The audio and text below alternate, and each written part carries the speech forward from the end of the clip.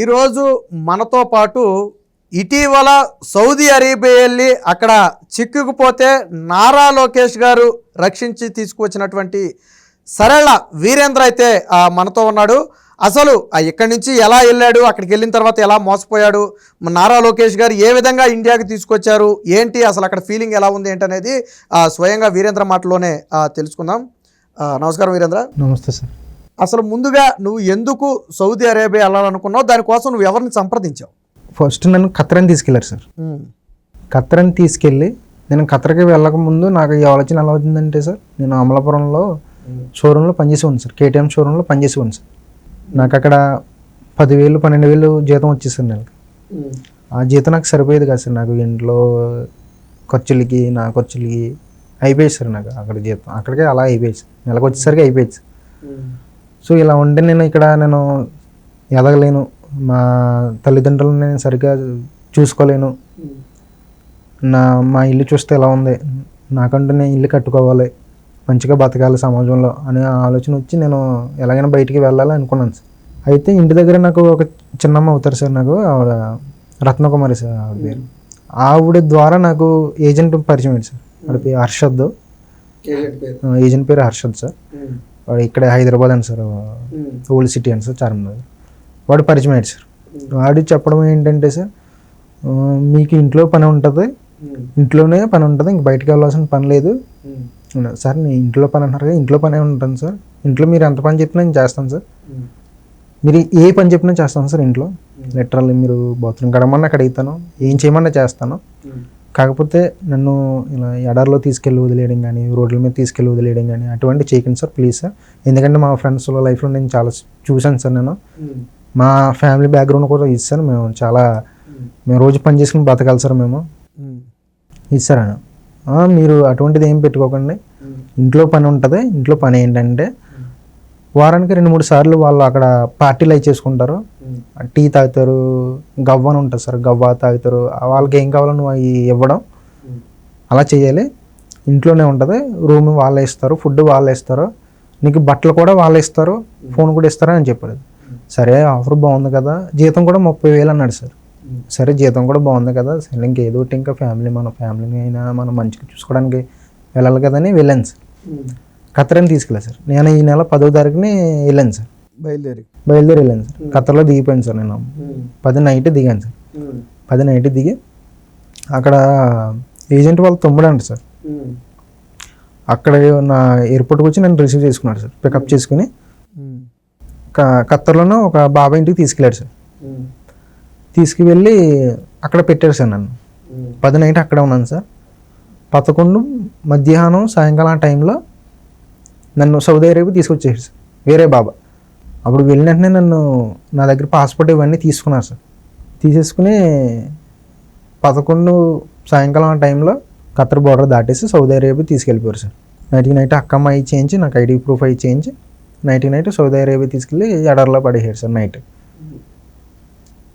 ఒంటల దగ్గర సార్, ఒంటల దగ్గర పని చేయాలని పెట్టేశారు సార్. అంటే ఇప్పుడు మరి అప్పుడు ఏమి ఇలాగ నన్ను ఎక్కడికైనా తీసుకురాలేదు కదా అని మీరేమి గట్టిగా నిలదీయలేదా? అప్పుడు నన్ను దింపేసిన వెంటనే అడగలేదు సార్.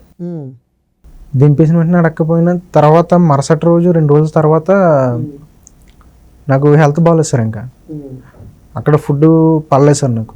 అక్కడ హెవీ టెంపరేచర్ సార్, ఒక 56 నుంచి 60 డిగ్రీలు ఉంటుంది సార్.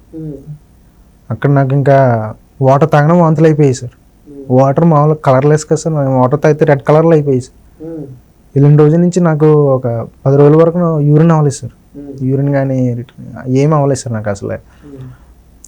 అడిగాను సార్ 2 రోజుల తర్వాత, బాబా నాకు ఇక్కడ నేను చేయలేను బాబా, నన్ను తీసుకెళ్ళిపో బాబా, ఖత్తర్ తీసుకెళ్ళిపో బాబా ప్లీజ్ బాబా అని చాలా వేడుకున్నాను సార్. నేను ఏడుకున్నాను. ఏజెంట్కి ఫోన్ చేసావు అప్పుడు ఏమన్నా? అప్పుడు అసలు ఏజెంట్ నా ఫోన్ ఎవరి ఫోన్ లిఫ్ట్ చేయలేదు సార్. ఒక్కరి ఫోన్ కూడా లిఫ్ట్ చేసేవాడు కాదు సార్. లిఫ్ట్ చేసినా తీసుకెళ్లారు బాబా, ఒక 1 రోజులు 2 రోజులు అక్కడే ఉంచుతాడు, మళ్ళీ తీసుకొచ్చేస్తాడు ఖత్తర్ అని చెప్పేవాడు అంట సార్ ఏజెంట్. ఎవరో ఒక ఫోన్ ఎత్తేవాడు అంటే అంతే సార్. అయితే సరే తీసుకెళ్ళిపోతారు కదా అలా ఉండేవాడు సార్. ఇంకా నాకు హెల్త్ అస్సలే బాగాలేదు సార్. ఇంకా మొత్తం స్టమక్లో పెయిన్, ముక్కులంట, నోట్లంట, బ్లడ్ వాంతులు, బ్లడ్ వామిటింగ్స్ మొత్తం చాలా ఉంటే, బాబా ప్లీజ్ బాబా నేను ఎక్కడ ఉన్నాను బాబా తీసుకెళ్ళి బాబా అని చెప్తే అక్కడ నుంచి ఖత్తర్ తీసుకెళ్ళిపోతున్నానని బండి ఎక్కించుకున్నాడు సార్ నన్ను అక్కడ పనిచేసి బీహార్ ఆయన ఉన్నాడు సార్, హిందీ ఆయన. ఇంకొకళ్ళు ఎంతమంది మొత్తం అక్కడ? అక్కడ ఇథియోపియా కంట్రీస్ 3 సార్, బీహార్ ఆయన ఒక ఆయన, నేను సార్. అయితే బీహార్ ఆయనకి ఇంతకు ముందు 2 నెలలు 3 నెలల ముందు ఒంటి ఏదో తనేసిందండి సార్. అన్న హాస్పిటల్ తీసుకెళ్తున్నారు, నన్ను కూడా నిన్ను ఖత్తర్ తీసుకెళ్ళిపోతాను ఆ హాస్పిటల్ చూపించి అని ఎక్కించుకున్నారు సార్ బండి. కారు ఎక్కించుకుని మొత్తం సౌదీలోనే ఎక్కడో సిటీకి తీసుకెళ్లారు సార్. సిటీకి తీసుకెళ్తే ఈయన హాస్పిటల్లో చూపించారు సార్, నన్ను హాస్పిటల్లో చూపించలేదు సార్. అదేంటి బాబా నన్ను హాస్పిటల్లో చూపించలేదు, నాకు హెల్త్ అసలే బాగోలేదు బాబు, ప్లీజ్ బాబా నాకు కనీసం ట్యాబ్లెట్స్ అయినా ఉంది బాబు అంటే ఏం మాట్లాడలేదు సార్.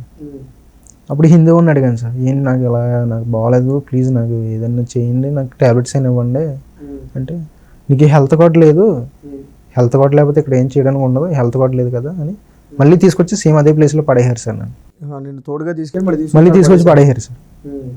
లగేజ్ మొత్తం అన్నీ పెట్టుకోమన్నాడు సార్. ఫస్ట్ ఇంకా ఖత్తర్ తీసుకెళ్ళిపోతున్నాడేమో అనుకున్నాను, మళ్ళీ తీసుకొచ్చి మళ్ళీ సేమ్ అలాగే పడేశాడు సార్. ఇంకా ప్లీజ్ బాబా నన్ను తీసుకెళ్ళి బాబా, అక్కడే మళ్ళీ ఇంకో 3 రోజులు ఉన్నాను సార్. 3 రోజులు అంటే ప్లీజ్ బాబా నన్ను తీసుకెళ్ళి బాబా, ఖత్తర్ తీసుకెళ్ళి బాబా అని చాలా రోజు బదులు ఆడుకునేవాడిని సార్. కాళ్ళ మీద అంటే చాలా ఏడ్చేవాడిని సార్ కాళ్ళ మీద, అయినా కనికరించి చూడదు సార్. ఒకసారి ఒక రోజు సాయంకాలం ఖత్తర్ తీసుకెళ్ళిపోతాను తొందరగా రా అన్నాడు సార్. సరే అని మొత్తం బ్యాగ్ అన్నీ పరిగెత్తుకుని వెళ్ళి తెచ్చేసుకుని ఎక్కేసాను సార్ కారు.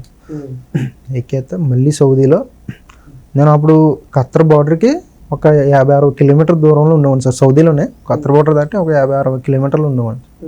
ఇది నాకు ఎలా తెలిసిందంటే అక్కడ ఉన్న వాళ్ళు మా రిలేటివ్స్ ఖత్తర్లో అలా ఉన్నప్పుడు లొకేషన్ అయిపోయినప్పుడు ఇలా చెప్పేవారు.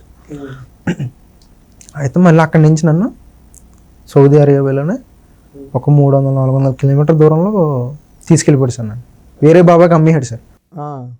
తీసుకెళ్ళి ఆ బాబా కూడా ఎడారిలో తీసుకెళ్ళి పెట్టేశాడు సార్. నైట్ అది కూడా నైటే. అక్కడ ఎడారంటే ఒంట్లే సార్, చూసుకుంటున్నారా? అవును సార్, పెట్టేశాడు సార్. ఇప్పుడు కూడా నేను ఏడ్చి కాలు పట్టుకుని బాబా నేను ఇక్కడ చేయలేను బాబా, ఖత్తర్లో నన్ను ఏదో ఒక ఇంటికి తీసుకెళ్ళండి, ఇంట్లో ఏ పని చేస్తాను అని చెప్పాను. అయినా కానీ కనికరించలేదు సార్. హెల్త్ ఎలా ఆ రోజు నైట్ దింపేసరికి 12 అంత అయింది సార్. 12 అంత అయితే మరుసటి రోజు బాబా నాకు ఇలా హెల్త్ బాగాలేదు బాబా, ప్లీజ్ బాబా నాకు కొంచెం ట్యాబ్లెట్స్ అయినా ఇవ్వండి బాబా అంటే, నువ్వు రేపటికి కానీ నువ్వు హెల్త్ బాగాలేదన్న మాట చెప్తే కనుక దీనికన్నా కష్టమైన పనులు నేను పెడతాను, నువ్వు ఇంకా నీ ఇష్టం అని చెప్పాడు సార్. ఇది నాకు ఎలా అర్థమైందంటే అక్కడ హిందీ వాళ్ళు ఉంటారు, పాకిస్తాన్ వాళ్ళు ఉంటే వాళ్ళకి అరబీ వచ్చి సార్, వాళ్ళు చెప్పడం, అది బాబా వాళ్ళు చెప్పడం, వాళ్ళు నాకు చెప్పడం హిందీలో, నాకు కొంచెం హిందీ అర్థమవుతుంది సార్. అయితే బాబు ఇలా అంటున్నాడు, ఇంకా కష్టమైన పనులు పెట్టేస్తాను అంటున్నాడు, ఎందుకులే ఇంకా హెల్త్ బాగోపోయినా ఇంకా అలాగే పని చేసేవాడిని సార్ అక్కడ. అయితే మొత్తం మీద అలా 2 రోజులు 3 రోజులు గడిచిన తర్వాత అప్పుడు ఇంకా చెప్పేసాను సార్ ఇంకా మొత్తం అందరికీ, ఇలా ఉంటుంది, చేయలేకపోతున్నాను, నేను చాలా కష్టంగా ఉంటుందిరా, ఎడారిలో ఉండరా, ఇలా 8 డిగ్రీస్ ఉంటున్నారా, 56-57 డిగ్రీస్ ఉంటున్నాయి, వాంతులు అయిపోతున్నారా, ప్లీజ్ రా ఏదో ఒకటి చేయండి రా నేను వచ్చేస్తాను రా, తీసుకొచ్చిండ్రా రా అంటే, ఇప్పుడు వీడియో తీసి పెట్టరా అన్నారు సార్. అప్పుడు వీడియో తీసి పెట్టాను సార్. వీడియో తీసి మా ఫ్రెండ్కి పెట్టాను సార్ ఫస్ట్. నేను ఒరే లోకేష్ గారు ఇలా చేస్తున్నారు, ఆల్రెడీ ఇలా శివకుమార్ అని ఆయన తీసుకొచ్చారా, సార్ నువ్వు కూడా పెట్టరా, లోకేష్ గారి వరకు వెళ్తుంది కదా చూద్దాం అని పెట్టాను సార్. అసలు అనుకోలేదు సార్ నేనైతే. వీడియో అయితే పెట్టాను కానీ అసలు హోప్ అయితే లేదు సార్ నాకు, నిజంగా 1% కూడా లేదు సార్ నాకు. పెడితే మా ఫ్రెండ్ దాన్ని ట్విట్టర్లో పెట్టడం, ఇన్స్టాలో పెట్టడం, అందరిని లోకేష్ సార్ని, చంద్రబాబు సార్ని, పవన్ కళ్యాణ్ సార్ని ఇలా అందరిని ట్యాగ్ చేసి పెట్టడం, వెంటనే పెట్టిన విత్ ఫ్యూ అవర్స్లోనే సార్ నిజంగా లోకేష్ గారు రియాక్ట్ అయ్యారు సార్. నిజంగా ఆయనకైతే నేను మొత్తం నా జన్మంతా రుణపడి ఉంటాను సార్. ఒక 2 జన్మ కింద ఇచ్చారు సార్, పునర్జన్మ కింద ఇచ్చారు సార్ నాకు లోకేష్ గారు. అయితే లోకేష్ గారు వెంటనే ట్వీట్ చేసిన మరుసటి రోజు అక్కడ సౌదీ అరేబియాలో ఎన్ఆర్ఐ టీం నాకు వెంటనే అప్రోచ్ అయ్యారు సార్. వాళ్ళు కాల్ చేశారు సార్.